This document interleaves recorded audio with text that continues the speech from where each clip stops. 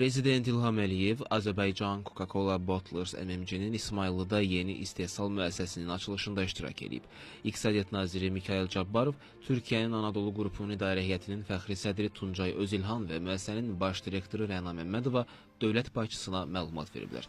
İsmayıllı rayonunun Topçu kəndində yerləşən bu müəssisə 15 hektar ərazidə inşa edilib və illik 165 milyon litr istehsal gücünə malikdir. Layihənin investisiya dəyəri 80 milyon manatdır.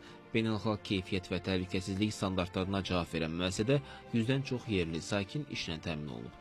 Bu Coca-Cola Bottlers MMC-nin ölkəmizdə ikinci istehsal müəssisəsidir. Yeni müəssisə tərəfindən istehsal olunacaq məhsulların əsasən daxili bazarda satışı nəzərdə tutulub.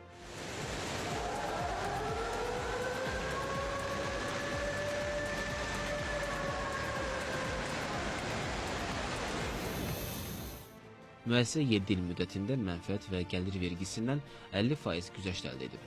Buna əlavə əmlak və torpaq vergisindən texnika, texnoloji avadanlıq və qurğuların idxalına görə əlavə dəyər vergisindən və gömrük rüsumlarından da azad olunub. Azərbaycan Biznesinin İnkişafı Fondu tərəfindən layihənin maliyyələşdirilməsinə 10 milyon manat güzəştli kredit ayrılıb. İstehsal zamanı sərf olunan enerjinin bir qismi günəş panelləri vasitəsilə əldə olunan yaşıl enerji ilə təmin olunacaq. Qeyd edək ki, Azərbaycan Coca-Cola Bottlers MMC ölkəmizdə istehsala 1996-cı ildə başlayıb. Şirkət indiyədək Azərbaycan iqtisadiyyatına $200 milyon sərmayə yatırıb.